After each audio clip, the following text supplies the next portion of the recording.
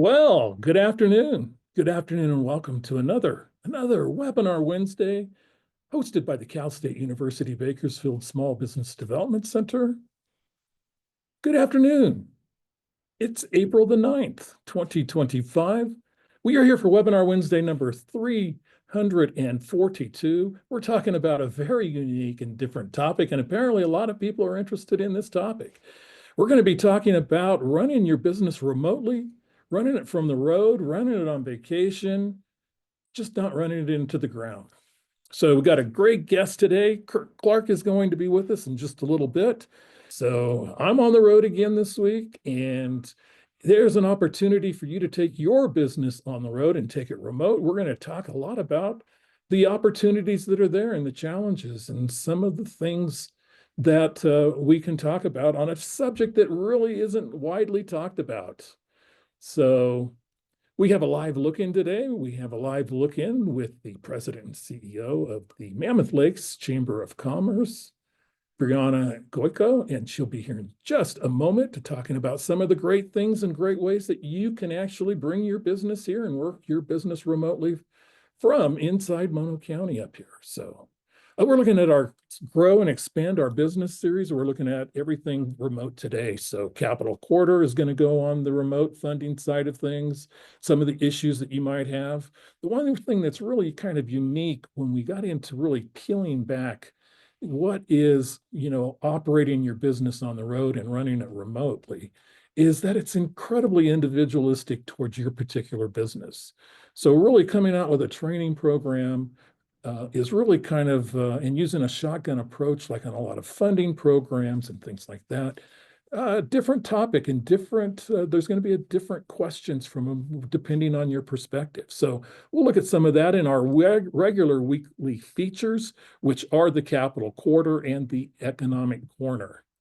Some other news and information and some of our things that are happening on the calendar. We'll take your questions live after the presentation today. Please go to the question and answer and put your question in there. Alternatively, our webinar producer, Maureen Busher-Dang, will be working the actual chat box today. So a lot of the resources you can find in the chat box, run in there and grab that and do that. And yes, we do offer a poll today. So let's jump to the poll real quick. And the poll questions, two of them today. And the first one is just, what is your interest in a remote entrepreneurship business? So why are you interested in being remote? And so we'll launch this particular poll, and you can actually have a multiple choice here. No wrong answer. It might be my way to transition my business. I'm looking for remote opportunities to start a business. I want to spend less time working and more time traveling. My business model works well on the road, and I want or need to keep my business going. Maybe it's cash flow. Maybe it's your business is your emotional support pad. Who knows? So our first poll question is just doing a little market research on this topic. Thank you for providing that. What is your interest in today's remote entrepreneurship webinar? Way to transition your business, looking for more remote opportunities to start a business. I want to spend less time working remote, and my business model works well. A couple of others right there. I want or need to keep my business going, and also other. And if you have another reason for being here, go ahead and throw it in the chat box. And right now we have approaching 60% of you. That's my golden rule, 60%. We can get 60% of you to participate. We'll go ahead and close the first poll question. In that question, and with 61% of you in the poll, and share the results from you. And it is kind of spread around, but a lot of you either want or need to keep your business going, and maybe that is from a cash flow or retirement perspective. 38% of you, 25% of you has a business model that works well on the road. 25% are looking for remote opportunities to start. Another 25%, got the 25% covered.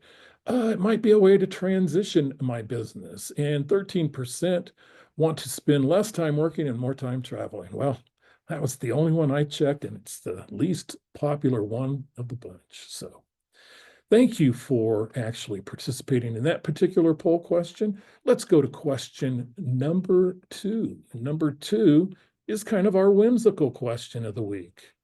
And the question is very simply, it's called the largest, it's called the largest girl entrepreneurship program. What is it? Is it Apple's Girl Affiliate Program? Is it Take Your Daughter to Work Day? Is it Microsoft's Code Girl Code, or is it the Girl Scout Cookie Program? Okay, got 4 questions there. 4 answers here to the question of what is called the largest girl entrepreneurship program. Is it Apple's Girl Affiliate Project? Is it Take Your Daughter to Work Day? Is it Microsoft's Code Girl Code, or is it the Girl Scout Cookie Program? Okay, 40%. Let's get up to that 60%. Throw your guess in. It's a wild guess today. It's a whimsical question on what they called girl entrepreneurship. So, getting a couple more of you to jump in, I'm going to end this particular poll. We do have 52% of you participating, and share the results. And with 56% of you participating, 71% say the Girl Scout Cookie Program. You are correct. The Girl Scout Cookie Program, and how I found this whimsical question was I was reading the box of a Girl Scout cookie. I think it was the peanut butter cookie. The what? Tagalog. Oh, the Tagalog, yeah. And it was back there too. The Girl Scout Cookie Program is the the largest girl entrepreneurship program. So thank you for participating in the polls, and good luck, and good luck. Good job with answering those. I wasn't sure. I was trying to stump you a little bit on that one. So our live look-in today is with Brianna Goico, and she is the president's CEO. She's seated right next to me. And so let's bring her in right now and get the lowdown on Mammoth Lakes and what's going on at 8,000 feet. Wonderful. Thank you so much, Kelly. Thank you for having me today. Yeah, happy to just talk a little bit about what's going on in Mammoth Lakes and Mono County. We are specifically the Chamber of Commerce that represents the the town of Mammoth Lakes. We are the only incorporated town within the county of Mono County. So there's a couple other chambers in our county, and if any of you are unfamiliar with Mammoth Lakes, exactly where we are, as Kelly was showing that map and going through that, we are very, very east, almost in Nevada. During COVID, some wished we were in Nevada, not California. And so we are about 45 minutes from the eastern gate of Yosemite. Over here, it's the Tioga Pass. We're about 2.5 hours from the valley floor of Yosemite, and we are 5 hours northeast of Los Angeles, LA, Southern California. That is our main market up here.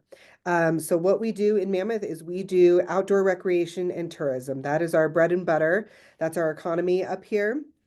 And, due to that, we have a very seasonal nature for our business community up here. Obviously, we have Mammoth Mountain, big ski resort up here that's open. Some years we open in October if we get early snow. So October, we've run as late as August, early August. So typical season, though, we're really looking at November through April or May. And then hopefully, sometimes we can get a little bit more for if Mother Nature cooperates. So, and then in addition to that, we also have a large summer visitation. We typically see that come in starting in June after school gets out down south, June through about when school goes back into session, end of August, beginning of September, with the main portion of our kind of height of occupancy in the summer being 4th of July weekend running through pretty much Labor Day weekend. So that's our market up here. That's how our economy runs. Over the last few years, our local DMO, our destination management organization, our tourism branch, Mammoth Lakes Tourism, also known as Visit Mammoth, has done a lot of work to really build up shoulder seasons. So fall has actually become a really great time to visit our area. We have fall colors, a lot of fall colors located in both Mammoth and in Mono County. So we're really working on building up that September, October, what used to traditionally be a shoulder season. So, we have quite a few businesses, individuals who, a lot of people that are up here are from down south, from San Diego, Orange County, Los Angeles County. So that's a lot of the people that move up here or come up here if they're not born in the area. And myself, I came up from down in LA. I was in West Hollywood before I moved up to Mammoth. So there's a lot of us from Southern California. And I think the big draw for a lot of people is just getting out of the city and the congestion and everything that comes with living in an urban environment. We are very rural out here, and we all choose to live here because of its remoteness and because of the access to outdoor recreation and work-life balance. That is much more of an attainable goal, I would say, in Mammoth Lakes and in Mono County is very few people, some people, yes, certainly, but very few people moved here to, work, 40, 50, 60, 70-hour work weeks. They move here so they can enjoy the outdoor recreation that we have in our backyard. We are 4 square miles, our town of Mammoth Lakes. We are completely surrounded by National Forest Service, BLM land. So a lot of public lands in our area, which definitely contributes to that ability to have that quality of life here in Mammoth. So a really cool place to live. Not a place for everybody, I would say. If you do not enjoy the snow and don't do any snow recreation, this might be a tough place to live. But if you love skiing, you love outdoor rec, specifically winter, this is the place to be. So working for the chamber, I would say I have a very untraditional job for this area. Obviously, a lot of people here work in tourism, ski shops, restaurants, retail, lodging, hospitality. That's really our market here. But increasingly over the last few years, and COVID really brought this on, is, when the pandemic happened, people wanted to get outside of the cities, right? So a lot of people either taking advantage of their second home up here, buying property up here, and moving up here. And some have stayed, right? They've been able to figure out a way to make their business work. I think with the use of, we all learned how to work really well on Zoom. With the rise of AI that we're seeing, I think that the ability to operate your business from where you want to live, not where it makes maybe the most sense for your business, but where you want to be, is possible. We actually have a board member that relocated up here from the San Diego area during the course of the last few years, is now splits her time between here and Southern California, is here mostly. And she runs a business working with other businesses to update their systems, to make them operate more efficiently, basically to maximize and really scale their business. So, she's been able to make that work by, she has a team that a couple of them are located here in town, but most of them are outside the area. They do a lot of work on Zoom, and she's able to really take advantage of this area of Mammoth Lakes. She's gotten involved, which is a real asset to, I think, us and our community, to be able to bring people with her type of expertise, and others that have expertise in areas that aren't what our kind of core economy is. And so she's been able to work with our businesses, really discounts them, just because she loves the area and wants to see our businesses do well. So, anyway, really great place to work remote. We are in the town and county is working on upgrading our internet speed. So I think that will only increase the opportunity and productivity of businesses that want to operate in a remote environment such as Mammoth Lakes. So come join us up here in the mountains. Well, and I'll return it great. back to you. I can't think of a better destination. And, you know, having not operated a business, but ran the work side of things up here, where I come up here and work in Inyo, Mono counties in the Eastern Sierra. Absolutely fantastic, and should be a destination in your cycle. Plus, I have to admit, I've always been a huge fan of Yosemite, and I've always been a huge fan of the Northern Highway 120 entrance, but really, this is a great way to experience Yosemite. Yes. Stay in Mammoth and come over the backside, and you're already in the high country to all the great wilderness in Yosemite. So Yes, great absolutely. things. Thank you for having me. Thank you, Brianna. Okay, moving along right now. What we're going to do is we're going to jump into our capital quarter. You know, it's funding considerations, and we're doing a little focus and spin on remote businesses. Is just a couple things to remember if you're funding a remote business and need actual funding for that, is funding for that particular growth and not the operations or lifestyle. And also to base your terms and assets on the expected life of your business once you do go remote.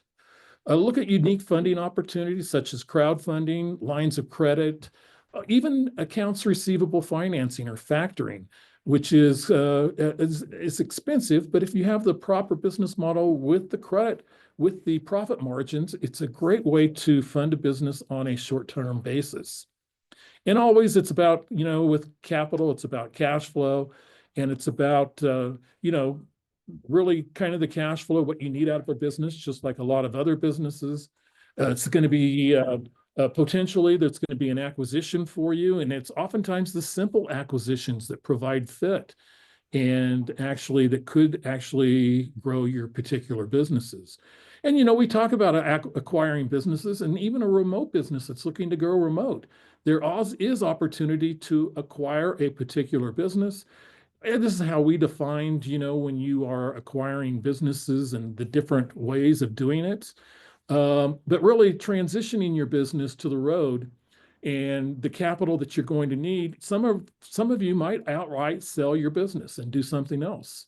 Maybe you do something that's less intent. Really, one that I think has a great deal of merit, and I've seen in a couple of communities already, is where you could actually structure the business as an employee-owned business, to where you as an independent owner sell large amount of your business to the employees, to where you not being around on a day-to-day business isn't as necessary and needed.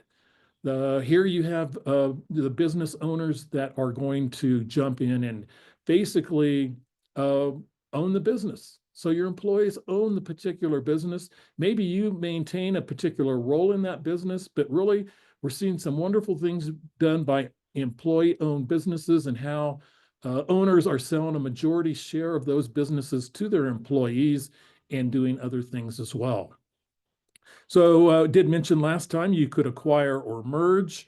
Your transition could be not maybe this focused on actually running a business, but it could be potentially you did sell that particular business and it's looking to work, retire, volunteer. You'll find a lot of stuff on work campers online, but finding something on people that really want to work and some of the challenges and some of the great benefits that we see and have heard about are another story.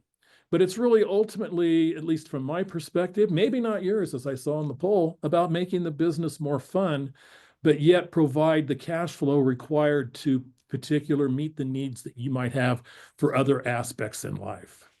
Our next function is our capital quarter, and our capital corner is kind of that locally data-driven economy. And, you know, I'm going to really just look quickly on the economic side of things here.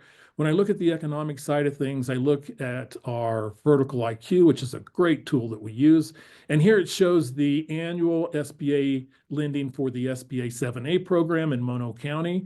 And it shows me how much lending is going on and how much is going on in this particular program. And whereas we saw a peak coming out of the pandemic, it is now up on the rise again. So the SBA lending, and also I get a dashboard of the local economy here in Mono County. So I can see the job growth and what's going on with home prices and the forecast. And also you see a very low unemployment rate as compared to our San Joaquin Valley areas and counties along the Central Valley particularly. So, jumping in, a lot of the things that we've been talking about recently are this great research and studies about some of the impacts that, particularly in Kern County, that small businesses have, and a lot of the different things that really support how valuable Kern County is in our particular business. So we will continue to look into that. Another way to grow that particular business is to look at some of the disaster applications or the disasters that are open for economic injury disaster loans. These are if your business has been economically disastered and potentially one of your customers, one of your vendors has greatly impacted your business because you cannot sell or you cannot make your particular product or perform your service. So that economic injury disaster loan repairs the cash flow in your particular business to get it going again. Oh, we have our free human resource hotline, and it is for employers here in Kern, Inyo, and Mono counties. You see the number listed, the 888-201-5817. Throughout our Central California SBDC network, you'll see the other counties listed. That will also be in the particular chat box. Our tools that will help you succeed. Really got to jump to the tool, Being Live Plan. Being really when you're looking to grow your business or to move your business and transition it to maybe remote and maybe a remote business is really to go through a little bit of the business planning process and really look to strategically kind of come up with that blueprint to really show where your business has the potential of going. Our SBDC advisors and some of our great student interns from Cal State Bakersfield are available to help you do that. Also, some of the things coming up on community calendar. Well, if you're attending the Mastering Digital Marketing, which started today at noon, then you are one heck of a multitasker. 2 webinars at once. I've done it. I don't recommend it, but there might be a way that you can actually revisit this one for digital marketing by potentially seeing if there's an on-demand version of it. Coming back again is going to be our Kern County Economic Summit. It's coming up in May in person at the campus of CSUB. More on that as we get closer to it. Also, with only 1 week left, there is a grant funding opportunity through the Mojave Aerospace Accelerator Fund. And that is led by B3K Prosperity, the Griffith Institute, and Starbust. Offers up to $100,000 for research or startup teams. You have 1 week to go, $100,000 potential funding, but the deadline is 1 week from today. Also, the Kern Inclusive Entrepreneurship Club is holding an event coming up on April the 17th. It's a showcase that will showcase a lot of the great things going on with their particular clients, and that'll be in downtown Bakersfield on the 17th. Next week, we will be back for Webinar Wednesday, number 343, and it's going to be about the County of Kern and a lot of the County of Kern new programs, of which they have another grant program they will be introducing soon, I think next week. Also, we'll talk about some of the other programs that can assist businesses throughout the County of Kern County, California. What a place to be. If you would like more information, and you can sign up for free, no cost, confidential, no obligation, and to receive expert consultation, you can actually go to our website and sign up for services at csubsbdc.com. Click on the green bar that says Get Started, and that'll start your journey toward answering a lot of the questions that you have of starting, growing, or transitioning your business a dream. As it has been for this guy. Kurt Clark is our guest, and Kurt is a recent retiree. He was the executive director of the Central California SBDC network, which included 6 of the regional centers throughout the sprawling 14 counties in the San Joaquin Valley, the Central Coast, and here in the Eastern Sierra. Prior to that, Kurt was the director and lead business advisor at the Valley Sierra SBDC in Modesto. He also has 21 years experience with SBDC. He's worked with a lot of businesses from every single aspect. So when we have something new, unique, or something that's hard to find, we know where to find it. We need to find it from Kurt. So Kurt has worked with countless businesses. Today, Kurt is still an entrepreneur who travels, spends time with his family and grandkids. He is enjoying life. Kurt, Thank you for joining us. Thanks, Jump Kelly, for right on having in me here. today. It's a pleasure to be with all of you. Full disclosure, Kelly and I I met Kelly when he was running the Valley Sierra SBDC back in 1998, I believe. And so our SBDC journey has been paralleled for the last, gosh, it's 26 years now, and learned a lot from you. So thank you for that, and appreciate the opportunity to be here today to talk about something that really is a growing phenomenon in our business society, and the idea that people can both have a business and not be tethered to a physical location. So, as the topic suggests, being this new term that I just recently discovered, and it's probably only been around a couple of years, but becoming a digital nomad. It is really exploding with the 55 plus age group, but it certainly applies to folks that are younger than that. So basically, it's being your own boss, running your own business, whether you have employees or not. Most of these are owner operated businesses without employees. And it's especially appealing to a certain segment of people as they enter retirement, but still want to be connected and they still want to maintain a income stream beyond whether it's Social Security or their retirement income, and also utilizing the gifts and talents and knowledge that they've acquired during their working life. So it's really a wonderful blend of all of those factors. Just some recent trends in the area of kind of digital nomads or business nomads. Um, there's really been an explosion in new business starts over the last, well, post-pandemic since 2021. In 2024, 27% of all new business starts were single owner, non-employee businesses, and that was up significantly from the previous year. This, according to the Department of Commerce, according to the recent NFIB, which is the National Federation of Independent Businesses, 31% said that they started their business with an investment of 175K or less, 20% under 50K. So a lot of people starting their business with a relatively small investment. 51% of new independent business owners were 55 plus. That is a huge increase. 37% 65 plus. Owners 55 plus is the fastest growing segment by population of new business owners in the US.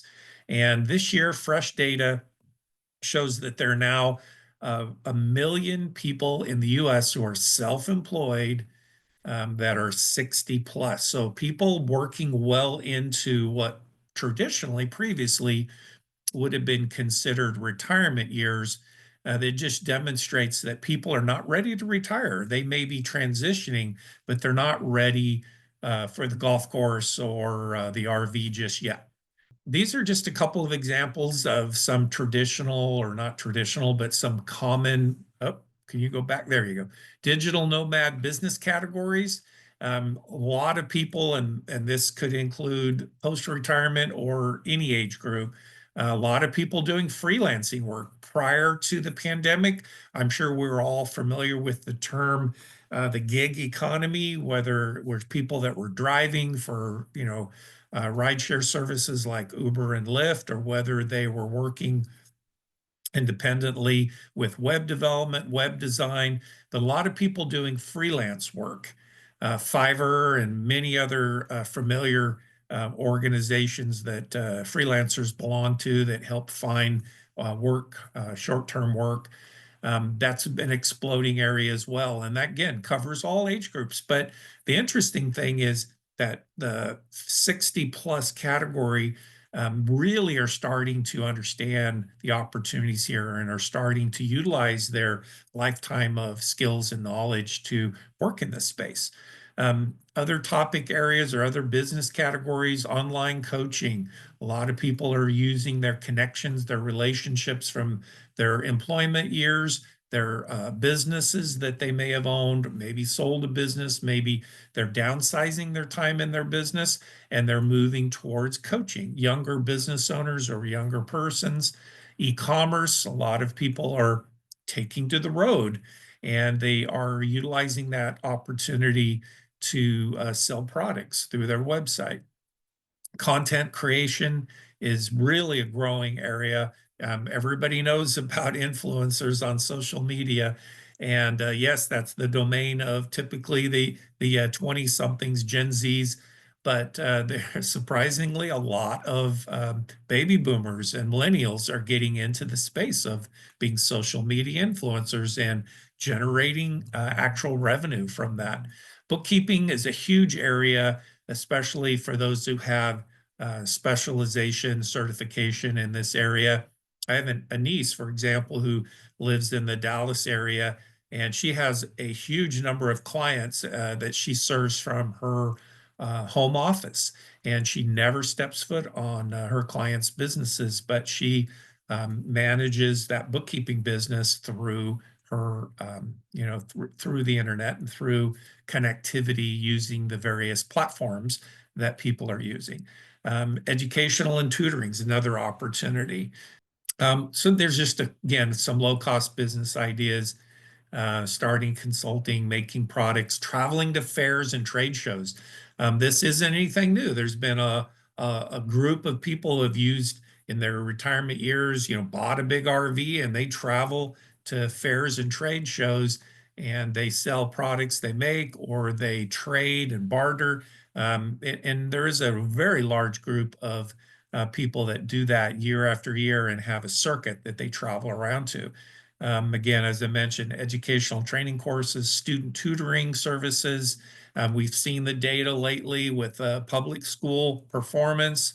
A lot of people are migrating their children over to either homeschool or private school. And tutoring services is a growing area. And it's a very low cost entry to get into that. Some certification, obviously need to know what you're talking about. But there's also opportunity for being licensed product and service resellers. That's another growth area. Benefits of being your own boss, just some of the things that are appealing to the digital nomad, regardless of age. The remote connection, you can connect basically anywhere. You can be visiting national parks. Nowadays, with satellite linkage, uplinks, there is just a much, much better opportunity to stay connected to the internet and to have connectivity virtually anywhere. And so people combine traveling with, 10, 12, 15 hours a week of business work. Take it or leave it. Basically, when you negotiate contracts, if they don't meet your terms or the time frame isn't satisfactory, you can just say no and pass on it. A little more difficult to do that if you're an employee of someone else. Works well to explore, as I mentioned, that explorer traveler lifestyle. Flexible dates and hours, minimal startup costs, relatively low cost, barrier to entry. One of this biggest areas is it focuses on the strengths and skills that have been acquired or that individuals have mastery of. Leveraging all those professional contacts and personal relationships you've acquired, built over the years, and turning that into an income stream, being able to monetize those relationships on a either part-time or full-time basis. And it certainly ideally fits the 60 plus looking to supplement their income. And for them, it is less of a primary source and more of a supplemental source of income. Some of the challenges, maintaining a stable internet connection can be challenging without the right connectivity, the right equipment, the right technology, dealing with different time zones. Loneliness and isolation. Some people might say that's an advantage to be separated from your family and friends. Others, they're going to be on the road. They're going to miss that one-on-one, in-person connections with family and friends. Legal and logistical requirements. There are a number of things to consider, and I think Kelly and I are going to talk about this in the Q&A after. If this is something that you're doing or you're thinking about doing, If you are, a 60 plus person and you've acquired assets over your lifetime, whether it's 401k or, property or just, general generational wealth, you want to protect that. And you don't want to start a business that's going to expose you to liability and risk. So just make sure you explore E&O insurance, which is errors and omissions, other types of professional liability insurance, just making sure that prior to selling your services, if you will, that you have risk protection. And then the other is tax considerations. Every state has different tax laws. California, for example, based on California law, all income earned within the state, regardless of where you live, is subject to California state income tax. And a lot of people don't realize that.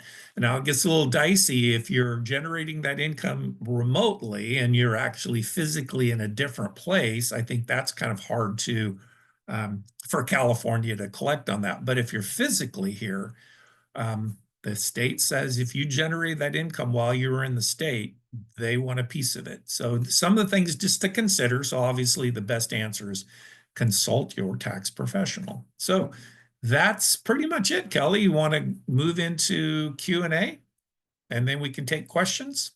Yeah, let's have a discussion. Okay. Give you a chance to jump in and ask questions, hit the Q&A, go into the chat. First thing I kind of wanted to discuss is obviously when you're remote, you have a lot of different options as far as your workplace. And some of the challenges and some of the things that you really should look at with the various options that you have, like with a workplace. And your workplace can be your own, it can be your own RV. We heard mentioned Sprinter van. There's a lot of Sprinter vans that are out and about nowadays. So there's a lot of remote things. But some of the considerations that you're going to want to have, I think you can go with RVs, you can go with hotels, you can go with Airbnbs. There's times you want to be in certain places. There's times you want to be in other places. There's trying to be efficient. There's working around snowbirds. But really, Kurt, what really it comes down to is having that workplace that enables you to do the work that you need to do to keep your customers and your customer base happy. Yeah. Well, and I think understanding technology, we're in a different world than we were pre-COVID. COVID really changed a lot of things. And like I'd mentioned before, pre-COVID, everybody's familiar with the gig economy and those terms. COVID hits, and then, the economy, large part of the economy across the country is shut down. And then a large number of people are working remote. I worked remote, you worked remote. Our host universities basically said, let's just work from home for a while. So we began to understand how to utilize the digital platforms that allowed us the connectivity. I mean, Zoom is one. There are many other platforms, other ways to stay connected. But the quality of those platforms has dramatically improved. There's all kinds of ways to get digital signing done if you're in an environment or a business environment where you need to have contracts signed or documents signed. And almost everyone now is recognizing the validity of electronic signatures opposed to wet signatures. That regardless of age, people are more comfortable dealing with remote connectivity, which in the past may have been a barrier, or certainly not as much of a preference for customers. They wanted in person, on-site connectivity with their provider, regardless of what that was. And now people are just more comfortable with screen time. Okay. Got a couple questions. What are the equipment basics I will need when working from the road? Well, I think, a good computer, a good laptop, having the ability to connect. So if you're let's just use the RV as the example, having a satellite service is important, so you can maintain connectivity to the internet. And yes, it can be a little pricey at times, but one of the things I suggest is if this is a serious endeavor, legitimize your business, get your business license, do the things that IRS or your state that you're living in, or you're based in, requires for you to be able to capture all the deductibles, all the business expenses you can, so you can minimize your tax liability. But also, being a legitimate business increases the likelihood that you're going to have liability protection. You're going to have the ability to protect yourself. Your insurance provider, down, as you mentioned earlier, if you want to get a loan for remote business, you really need to be legitimate. You have to have business documents, bookkeeping, records. You have to show that you're really serious about this and it's not just a hobby business. So I think having the technology, both physical as in a laptop, having the platform that you're utilizing, multiple platforms, having the ability to connect with your customers the way they want to be connected with is important. Yeah, and really the elephant in the room is the internet, and being able to connect from wherever you are is really the crucial link. And we don't promote individual products, and I'm not making a promotion here, but really a game changer with Starlink, to where you can connect almost anywhere for a fee that for most businesses they can absorb, or they might being able to absorb. But really, well, we've all experienced the Zoom meeting where one of the speakers is buffering or frozen, or that just really degrades the quality of the experience. And so that high-speed internet, stable internet connection, high speed that maintains the real-time experience is really the standard now people expect.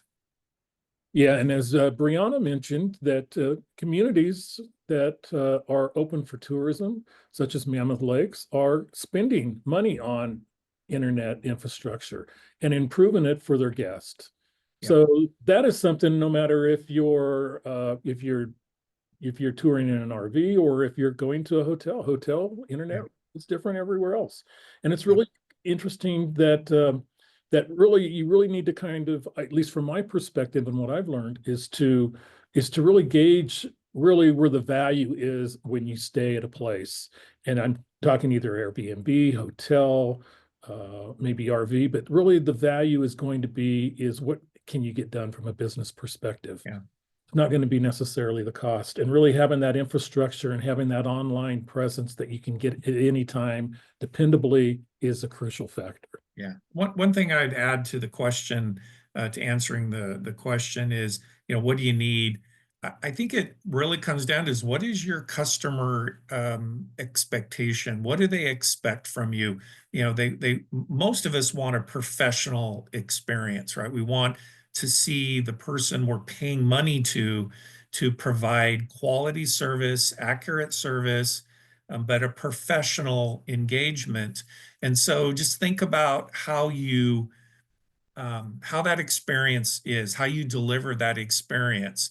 Having a business meeting while you're riding around in an Uber, having your laptop or your cell phone in front of you is probably not going to provide that optimum experience. So if you are traveling, being able to set up a mobile space, if you will, where it's quiet, it's nice quality background, internet connection is stable, you can dress appropriately, you come across as a professional. All of those things build the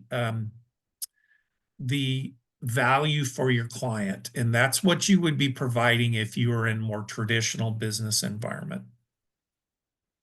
So next question, can either of you please share a pitfall or two either of you experienced on the road and how you overcame what happened? Well, I think we've talked about the internet. Gosh, there's all kinds of examples of that, so we don't need to beat that horse anymore. But that's a biggie. The other is I think we can all relate by flipping it around is what would we expect? And that is making meetings, if you set a time, making sure you're there, making sure you're available for the client at the time that you've already committed to. So making sure that you get, to your meeting location, wherever that is, and you're there early, you're set up, you're ready to go. again, providing that quality experience to clients. So just planning ahead, planning for if you're driving in an RV and suddenly you're on the interstate and there's an accident, it's kind of hard to control that. So, doing your best and making sure that you're able to deliver what your client expects when you've promised to deliver it. Well, I'll share a pitfall because I did have a self-employment gig about 10 years in between this job and the last one. And so I was doing some self-employment work and I was doing it kind of like this. And one of the things that I wanted to always provide was a seamless experience for my customers where they couldn't tell where in the world I was. And that's the goal. And something happened where that didn't actually be the case. And it was quite embarrassing because it was for one of my bigger customers at the time. And so really trying to fix that customer service mess of not being there when I needed to be there for them. And it, of course, was at least somewhat related to the internet, but also the seamless delivery of where I was staying. So really kind of overcoming that and trying to recognize that when I meet with some customers over others that are more important to me, is that I have to guarantee that I can have a seamless experience with them.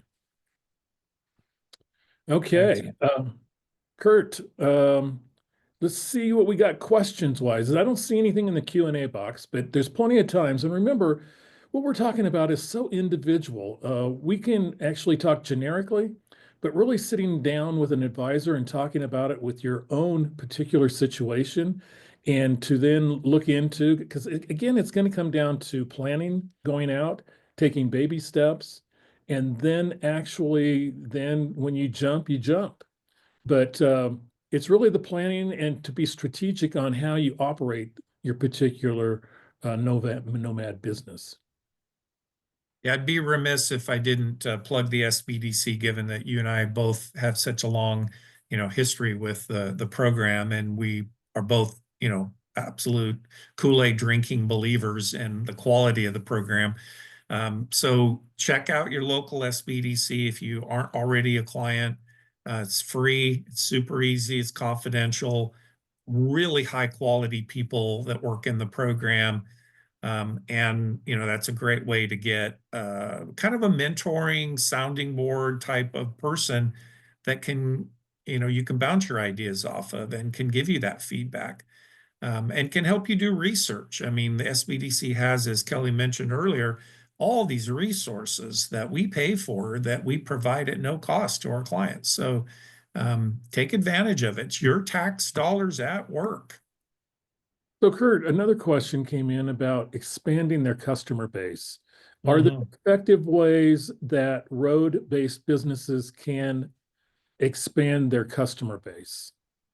Well, I think there's definitely professional providers, that a lot of things like we're all familiar with Angie's List that work with primarily contractors and home repair type of individuals, lawn care service providers. There's also platforms out there. Take a little bit of research to find the one that fits your area. But look at those as opportunities. They usually have a fee to join. You have to weigh whether the benefit is worth the fee, but connecting into a community of peers that are in your business area, your business category, and leveraging that can create tremendous opportunity. I go back to the bookkeeping example. If you're an expert in QuickBooks, join the QuickBooks professional advisor community, QuickBooks Pro advisors. Then you can get on a list. So when people go to check in their area, if you have a geographic area that you're based from, you can then get referrals from that. And then there are, again, other platforms that are really more advantageous for remote workers. I'll add to that a specific client case, and it was generally a gentleman who had been a contractor for quite a while, a subcontractor, and what he did was he wanted to spend more time in his RV, and by doing so, He wanted to expand his customer base beyond what he was doing locally. And so what he looked to do was he got into doing some government procurement. He learned more about it. He got some certifications for bidding. He bid on particular jobs that were outside the area. Some of them were closer to areas that he really wanted to be. And it also opened up some opportunities for his workers, because all of a sudden, where he wasn't working on projects that were prevailing wage, now he had prevailing wage to pay that his customers worked and it liked, and it kind of worked as a retention tool as well. Yeah. So retaining the employees. So that's one way of expanding outside of that. But there are just so many different things that people can do. It's not unlimited, the amount of businesses that you can actually operate from the road. Businesses that you think have no reason being done remote can seamlessly be done with the proper care and the proper direction being given it. Yeah. No, it's a great example of procurement. And there's, as we know, federal government, local, state governments spend literally billions and billions of dollars every year. And most small business owners, particularly the ones we're talking about here today that are owner operated, don't think they could possibly qualify for government contracts.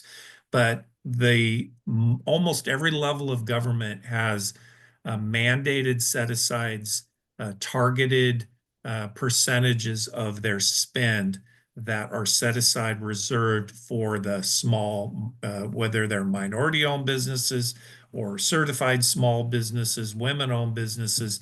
And that is a really good opportunity if that's something you want to look into. And of course, the SBDC can help you understand how to get those certifications.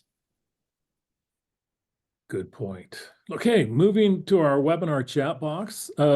Maureen has added a lot of things in here. Accordingly, she has added not only a greeting, but also some sites where you can learn more about Mammoth Lakes, SBA disasters, the Central California Regional webinar series for mastering digital marketing. Also, information on the $100,000 deadline for the Mojave Aerospace Accelerator Fund. And I don't see a question in here. So any last words and comments, Kurt? Just thank you for having me again, Kelly. I appreciate the opportunity. And to everybody who's here on the webinar today, the best of luck in your endeavors. And again, SBDC is here to help. So don't hesitate to reach out to Kelly or an SBDC in your local area. Thank you again. Yeah, and if you want to talk about this, this is a topic I like talking about, but it needs to be individually done with individually business owners and your particular situation, and how we can get you to the point of what Brianna talked about earlier, was the work-life balance that I think many of us are craving later in life. Okay, that wraps us up for webinar Wednesday number 342. I'd like to thank Brianna Goico for her kind words from the Mammoth Lakes Chamber of Commerce. El Jefe, Kurt Clark, thank you for joining us again today. No more of this grand poobah now that you're retired. You're just now El Jefe. Great to have you and see you back here. So take that business on the road, people. Let's get out and about. Everybody, have a great rest of your week. We'll see you next week. Goodbye, everybody.